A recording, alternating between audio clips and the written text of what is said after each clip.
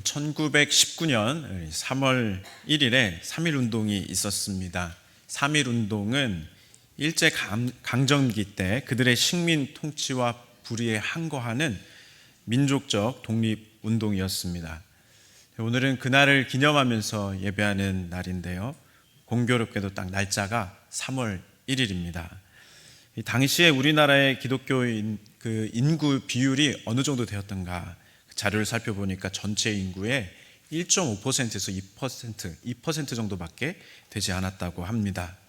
하지만 민족 대표 33인을 보면은 16명이 기독교인이었고 독립운동을 진행하던 여러 그 지역 가운데 그 300여 개의 지역 가운데 80여 곳 이상이 기독교인들이 주도하던 운동이었습니다.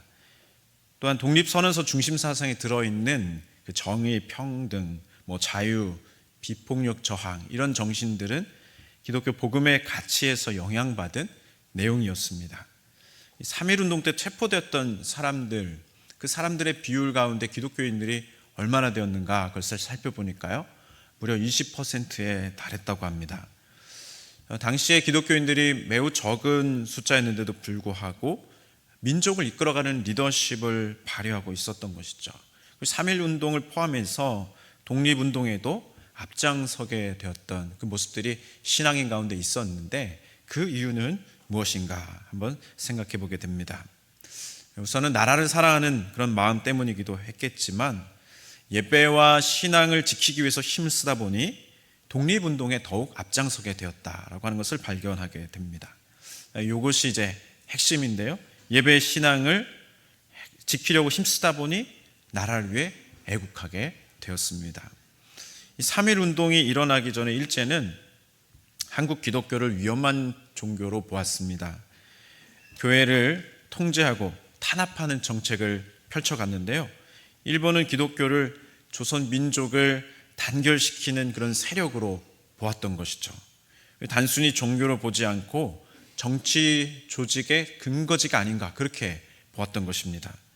그래서 교회에서 예배를 드릴 때 독립이라든지 민족이라는 단어가 등장하거나 조선의 독립을 염원하는 그런 기도나 말씀을 선포하면 경고를 했습니다. 그리고 체포를 하기도 했고 심한 경우에는 그 예배 집회를 금지하기도 했던 것이죠. 왜 그들은 이 교회 안에서 드려지는 예배까지 탄압했을까요? 이 민족사회 네트워크가 교회 안에서 이루어졌다고 보았기 때문입니다.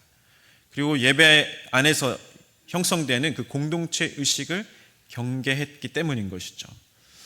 예배를 통해서 일어나는 그런 자연스러운 현상들을 그들은 두려워했던 것입니다. 일제는 자신들의 떳떳하지 못한 그런 통치 기반이 흔들릴 위협적인 일들로 교회 안에서의 예배를 통제하고 탄압하게 되었던 것입니다. 오늘 말씀에도 보면 진정한 예배를 경험한 사람은 어떤 변화를 이루는가를 보게 되고요. 또 그 영향력이 어떻게 끼쳐지게 되는지를 볼 수가 있습니다. 사마리아 여인과 예수님의 그 만남이 계속되고 있는데요. 예수님은 새로운 예배의 시대가 올 것을 예언하고 계십니다. 그리고 전혀 상상하지 못했던 그 예배를 제시해 주시는데요. 오늘 요한복음 4장 23절에서 24절 말씀에 나와 있습니다. 아버지께 참되게 예배하는 자들은 영과 진리로 예배할 때가 오나니 곧 이때라. 아버지께서는 자기에게 이렇게 예배하는 자들을 찾으시느니라. 그 다음은 같이 볼까요? 시작. 하나님은 영이시니 예배하는 자가 영과 진리로 예배할지니라. 아멘. 이런 귀한 예배의 시대를 허락하시고 보여주시는데요. 그 예배의 특징을 바라볼 때 주목해야 될 것이 있습니다. 그것은 예배라고 하는 주님이 보여주신 그 예배 가운데 있는 경외감 그리고 친밀성에 대해서 우리는 주목해 봐야 합니다. 이 예배라고 하는 단어를 헬라어로 보면은 프로스 퀴네오인데요. 이것은 두 단어가 합성된 단어입니다.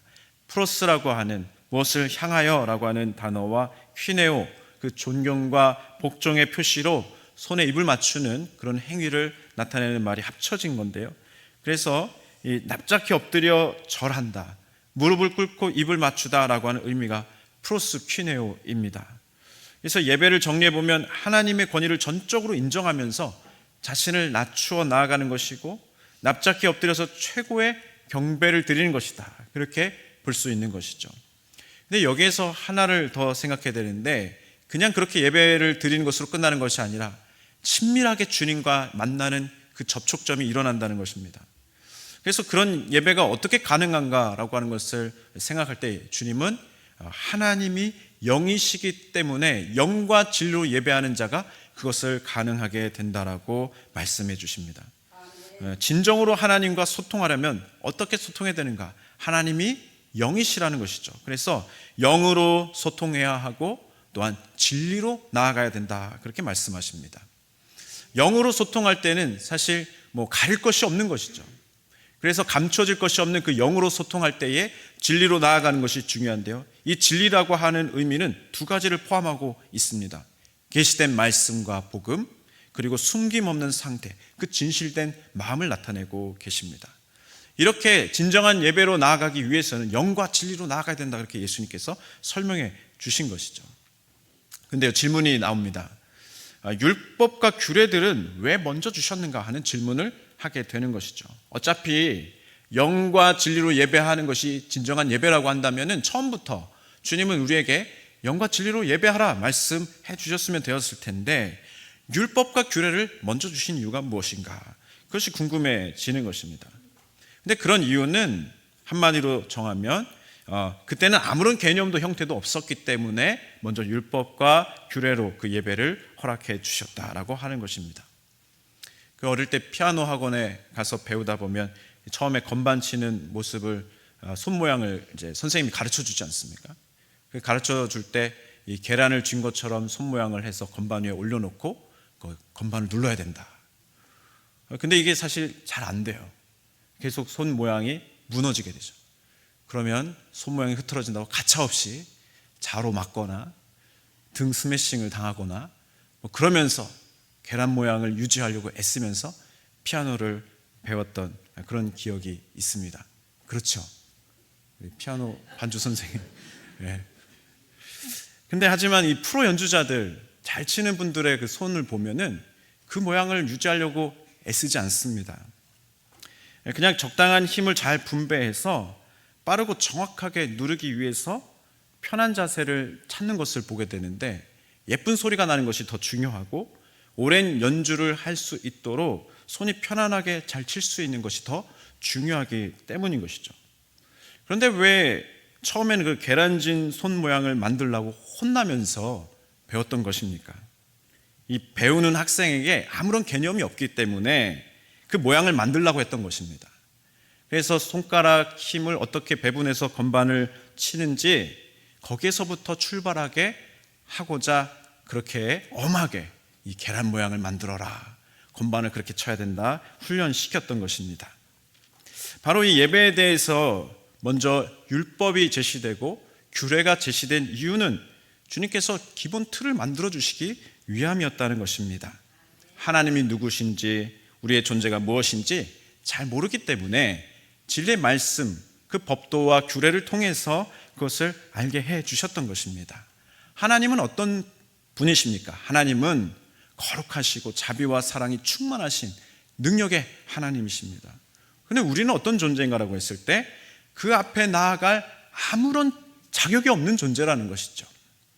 우리는 주님 앞에 죄인된 모습으로, 부끄러운 모습으로 자유롭게 나아갈 수 없는 존재입니다. 그런데도 하나님은 우리를 긍휼히 여겨주십니다. 우리를 사랑하시는 자녀라고 불러주십니다. 그렇기 때문에 우리가 하나님 앞에 나아갈 때는 어떤 준비가 필요했던 것입니다.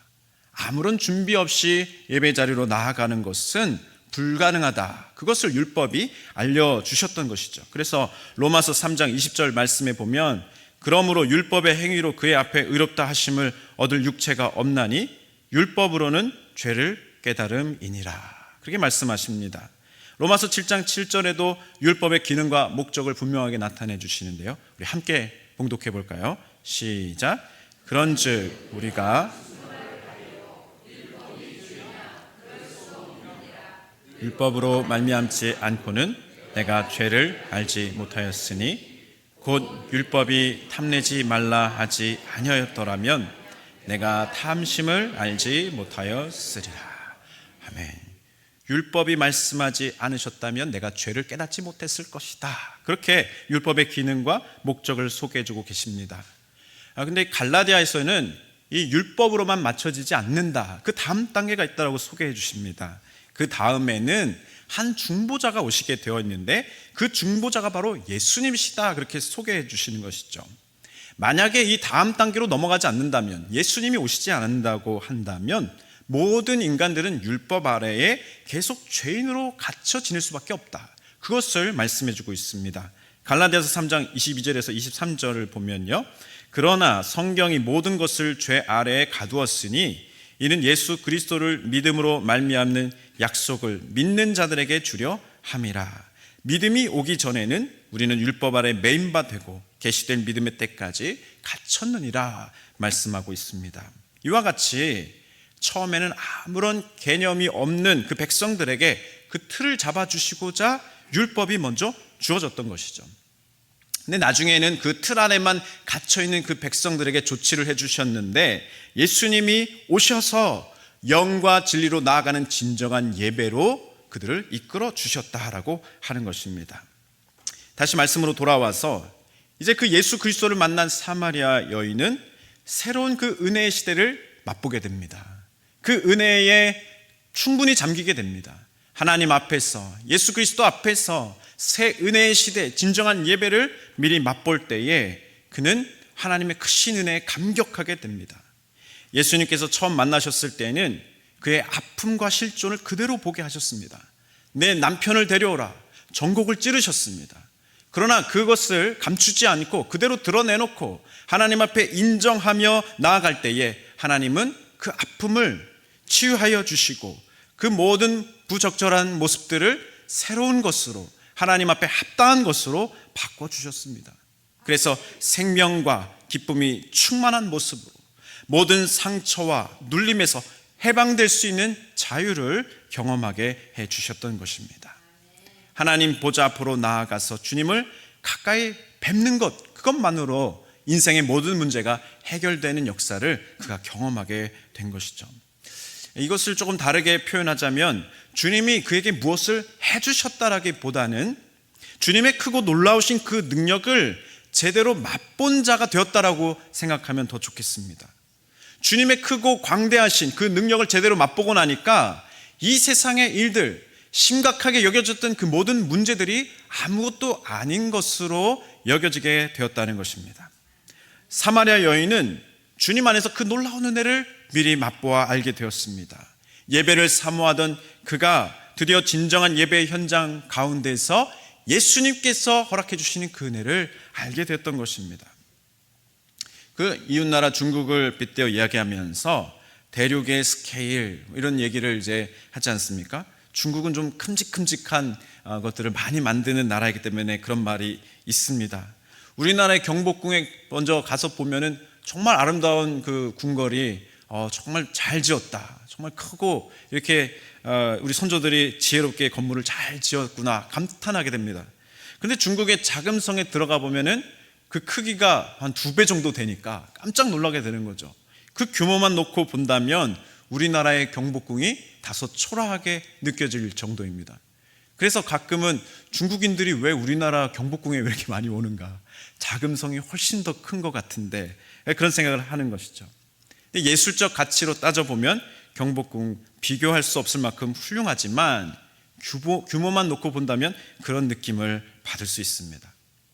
아무리 비바람이 몰아치고 그 빗소리가 요란할지라도 비행기를 타고 구름 위로 올라가면 어떤 광경을 보게 됩니까? 아름다운 햇빛 가운데에서 찬란한 그 하늘의 풍경 가운데 도취되는 것을 우리가 경험하지 않는가 하는 것이죠.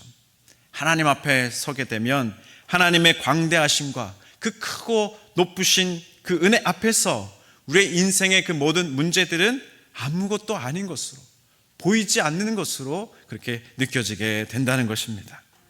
이와 같이 우리는 예배 안에서 하나님을 뵐 수 있다는 것, 그 자체가 얼마나 귀한 일인지 우리는 항상 기억해야 합니다. 이 세상에서 가장 큰 축복은 예수 안에서 주어지기 때문입니다. 가장 존귀하신 예수 그리스도를 통해서 아버지 앞으로, 하나님 앞으로 나아갈 수 있는 것, 그것보다 더 귀한 축복은 없기 때문이다 하는 것이죠. 그러므로 예배를 잘 드리는 것은 너무나도 중요합니다. 아브라함이 축복을 받은 그 비결이 무엇인 줄 기억하십니까? 아브라함은 철저하게 예배 중심의 삶을 살았던 사람입니다. 갈 바를 알지 못하고 당도했던 그 가나안 땅에서 그가 첫 번째로 했던 일은 하나님 앞에 제단을 쌓고 예배 드리는 일이었습니다. 주님과 함께하는 삶을 그가 살았다는 것이죠. 창세기 12장 8절 말씀에 보면 거기서 베델 동쪽 산으로 옮겨 장막을 치니 서쪽은 베델이요 동쪽은 아이라. 그가 그곳에서 여호와께 제단을 쌓고 여호와의 이름을 불렀다라고 나옵니다. 이쪽에도 그 주거지가 형성되어 있고 저쪽에도 주거지가 있었는데 그 그룹에 끼어들지 못하고 그 중간에 살 수밖에 없는 존재였지만 하나님 앞에 제단을 쌓음으로 하나님이 함께 하시고 승리하게 하셨다는 겁니다. 아무것도 없을 때, 누구도 의지하지 못하는 그때에도 하나님을 의지하여 나아갔고, 아브라함은 많은 것으로 충분하고 풍족할 때에도 하나님 앞에 제단을 쌓았습니다. 그것이 바로 아브라함의 축복받는 비결이었습니다. 창세기 13장 2절에서 4절 말씀을 우리 함께 봉독해 볼까요? 시작. 아브라함에게 가축과 은과 금이 풍부하였더라. 그가 네게부에서부터 길을 떠나 베델에 이르며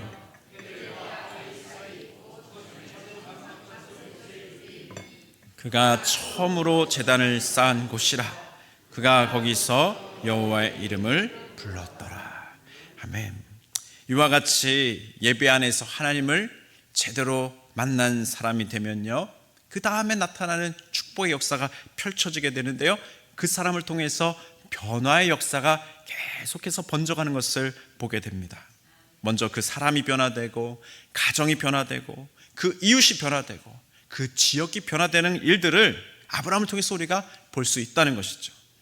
아브라함이 이삭을 하나님 앞에 제물로 드리기까지 순종하며 예배에 성공했을 때 하나님은 그에게 확실한 축복의 은혜를 확증하여 주십니다.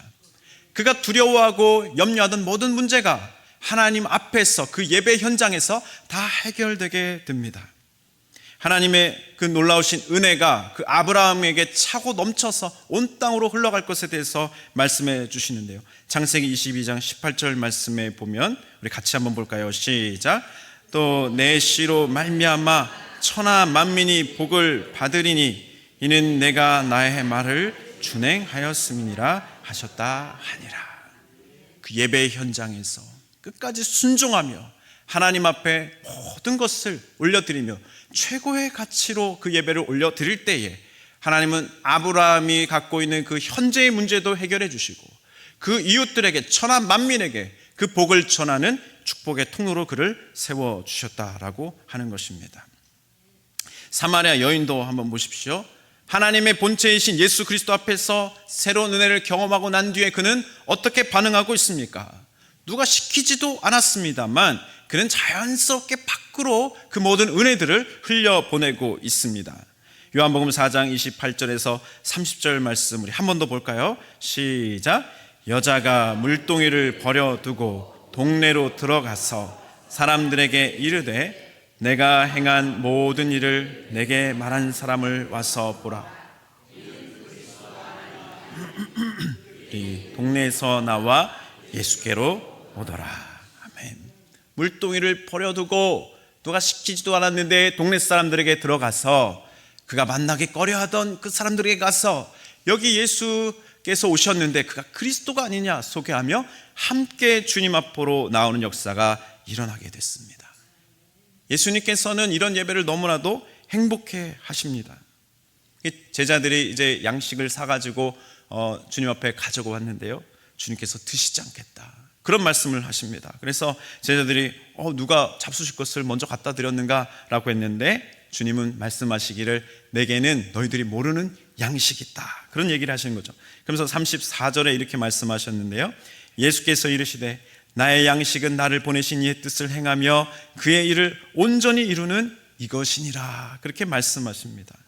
상한 심령이 주님을 만나고 그 은혜가 차고 넘쳐서 회복되고 그 사람을 통해서 다른 이들이 또 주님께로 나오는 역사, 그 지역이 변화되는 역사가 일어날 때에 주님 너무 행복하셨다는 겁니다.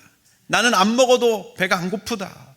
나의 양식은 너희가 잘 모르는 양식인데 나를 보내신 이의 뜻을 행하며 그의 일을 온전히 이루는 것, 그것이 나의 참된 행복이고 나의 양식이다. 그렇게 말씀하시는 겁니다. 우리 교회가 주님을 행복하게 만들어드리는 귀한 예배로 나아갈 수 있기를 간절히 바랍니다. 그런 귀한 예배로 하나님 앞에 인정받고 귀하게 쓰임받는 우리 교회가 될 수 있기를 간절히 소망합니다. 우리나라 신앙의 선조들은 예배를 잘 드리기 위해서 최선을 다하는 사람들이었습니다. 예배와 신앙을 지키기 위해서 힘써 나아가다 보니 자연스럽게 나라를 위해서도 헌신하고 독립운동에도 앞장서게 되었던 것이죠. 한번 퀴즈를 한번 내겠습니다. 신앙생활을 열심히 하는 사람이 있는데 그 사람 주변에 선한 열매가 맺어지지 않고 또 더 메마르고 황량한 상황들이 보이고 있다고 한다면 무엇부터 점검해야 되겠습니까? 오늘 말씀에 근거해 보면 그가 드리고 있는 이 예배부터 다시 한 번 더 점검해야 할 줄로 믿습니다. 예배를 잘 드린 사람 주변은 그렇게 황량할 수가 없는 것이죠. 유관순 열사는 만세운동 당시에 몇 살이었는가? 나이가 16세에서 17세 정도 되었다고 합니다. 그래서인지 다른 독립투사들에게는 의사라는 호칭이나 열사라는 호칭을 붙이는데 유관순은 뭐라 그러죠? 누나입니다. 누나. 근데 요즘은 이 누나라는 호칭이 잘 안 불려지더라고요. 여러 가지 이유들이 좀 있던데 제가 느끼기에는 2000년대 한 초반부 이후로는 그 호칭을 바꿨다고 합니다. 왜냐하면 지금까지 이분이 살아계셨다고 하면 현재 123세 정도 됐다 그래요. 100세가 넘으신 분한테 누나라고 부른 것은 좀 격에 맞지 않았기 때문이 아닌가. 잠을 깨시라고 제가 한번 말씀을 드려봤습니다. 이 유관순 열사의 그 독립운동의 열정은 신앙의 결단이었다는 거죠. 믿음의 고백에서 나온 열정이었습니다. 그 부모님의 아름다운 신앙의 믿음의 유산을 유관순은 잘 이어받은 자였습니다. 이화학당에서 공부할 때도 그렇게 열심히 정동교회에 나가서 체풀을 드리고 새벽예에 참석하고 말씀을 묵상하고 그렇게 기도하는 사람이었다는 것이죠. 태극기를 가슴에 품고 조국의 독립을 위해서 매일 기도하던 학생이었다고 합니다. 만세운동을 하다가 부모님이 순국하는 일도 겪었고 옥에 갇혀서 고문도 당하게 되지만 유관순은 결코 포기하지 않는 모습을 보여줍니다. 감옥 안에서도 그 3.1운동 1주년이 되는 그 시점을 준비하면서 1주년 기념 만세운동을 하자, 그런 운동을 벌였던 것이죠. 살벌한 감시가 있었지만 복역자들을 하나씩 설득하면서 그 계획을 이루어 갔다는 것입니다. 정말 대단한 불굴의 의지였습니다. 그러나 그것은 뜨거운 신앙 안에서 나왔다는 것이죠. 신앙 고백의 삶이 그렇게 흘러나오게 되었다는 것입니다. 사랑하는 성도 여러분, 진정한 예배에 먼저 성공하시기를 주님의 이름으로 축복합니다. 진정한 예배는 영과 진리로 나아가는 것이다 말씀하십니다. 영과 진리는 틀 안에 갇혀 있지 않고 공간을 뛰어넘는 것입니다. 그러므로 진정한 예배를 경험한 자들은 우리가 받은 그 은혜가 자연스럽게 밖으로 영향력을 끼치게 되는 것이죠. 물동이를 내버려 두고 동네 사람들에게 달려간 그 사마리아 여인처럼 진정한 예배에 성공한 사람들은 우리의 주변 사람들에게 하나님의 공의와 사랑과 축복의 은혜들을 그렇게 흘려보내는 자들이 된다는 것입니다. 예수님은 그것이 진정으로 행복한 예배자의 삶이라고 우리에게 보여주고 계십니다. 오늘 말씀에 딱 맞는 그 주제가 되는 그런 말씀 구절이 하나 있는데 함께 이것을 마지막으로 봉독해보고 찬양하고 기도로 나아갔으면 좋겠습니다.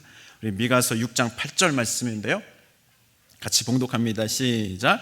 사람아, 주께서 선한 것이 무엇임을 내게 보이셨나니 여호와께서 내게 구하시는 것은 오직 정의를 행하며 인자를 사랑하며 겸손하게 내 하나님과 함께 행하는 것이 아니냐.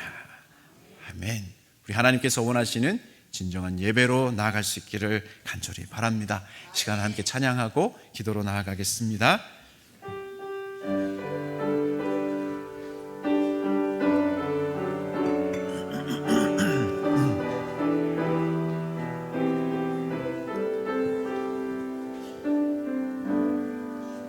주님만이 왕이십니다. 주님만이 왕이십니다.